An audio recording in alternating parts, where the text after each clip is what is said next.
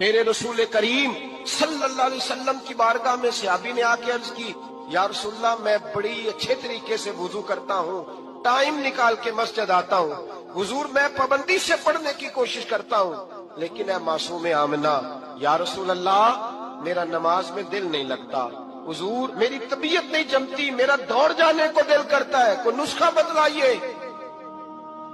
محبوب نے فرمایا تو اپنی نظر کو پاک کر لے، تیرے نبی کا وعدہ ہے تیرا نماز میں دل لگنا شروع ہو جائے گا، اپنی نظر میں پاکیزگی پیدا۔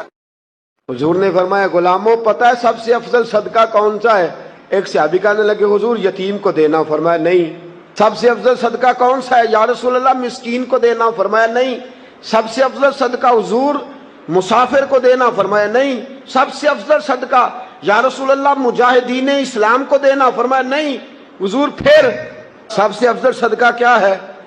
رسول پاک نے فرمایا تیرا رشتہ دار ہو اور غریب ہو، حقدار ہو، اور اگلے لفظ بڑے عجیب ہیں، تیرا رشتہ دار ہو، غریب ہو اور تجھ سے ناراض ہو۔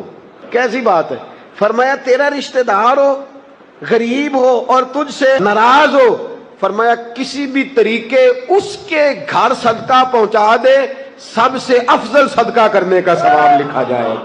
میرے نبی پاک علیہ السلام نے فرمایا قبر میں رہنے والا مردہ اس طرح ہوتا ہے جس طرح دریا میں ڈوبنے والا کشتی اور سہارے کا انتظار کرتا ہے، قبر میں لیٹا ہوا دعاؤں کا انتظار کرتا ہے۔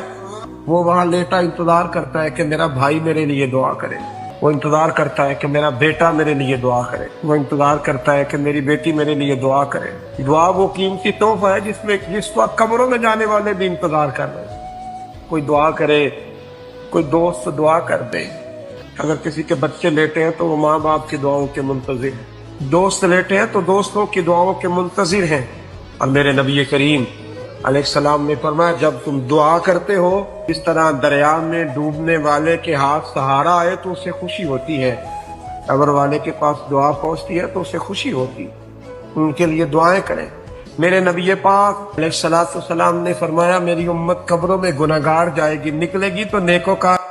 ایک شخص نے بیوی کو طلاق دے کے دوسری شادی کی، غلطی بیوی کی تھی پر تو مرد تھا نا، تیرے پاس تو دلیری تھی، فٹافٹ 3 طلاق کے جملے کہہ دیے۔ حضور نے فرمایا جب میت کو دفن کر کے فارغ ہو جاؤ تو اس کی قبر پر کھڑے رہو۔ خود حضور بھی قبر پر کھڑے رہتے دفن کرنے کے بعد اور فرماتے اس کے ثابت قدم رہنے کی دعا کرو، اس لیے کہ اب اس سے سوال و جواب ہوں گے، اب فرشتے اس کی قبر میں آئیں، اب اس سے پوچھیں گے، اب اس کے ساتھ وہ امتحان ہوگا، تو اس کے لیے دعا کرو، قبر پہ کھڑے ہو کے دعا مانگو۔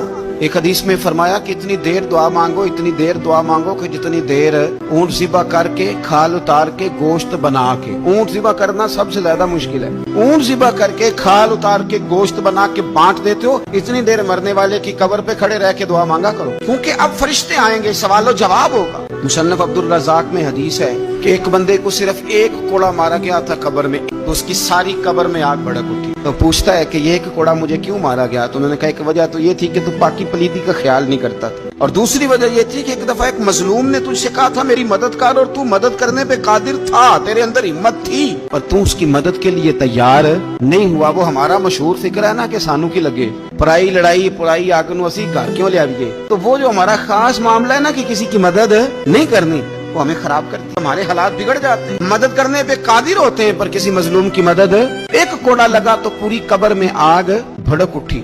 عذاب قبر سے اللہ کی پناہ مانگی جائے، ڈرا جائے، اور آخرت کے لیے قبر کے لیے تیار۔ قرآن مجید نے کہا وَإِذَا الْقُبُورُ بُعْثِرَتْ، جب قبریں کریدی جائیں گی نا، عَلِمَتْ نَفْسٌ مَا قَدَّمَتْ وَأَخَّرَتْ، پھر ہر جان لے گی کہ اس نے آگے کیا بھیجا اور پیچھے کیا چھوڑا۔ میرے عزیز اپنی قبر کے لیے، اپنی آخرت کے لیے فکر کریں، تیاری کریں۔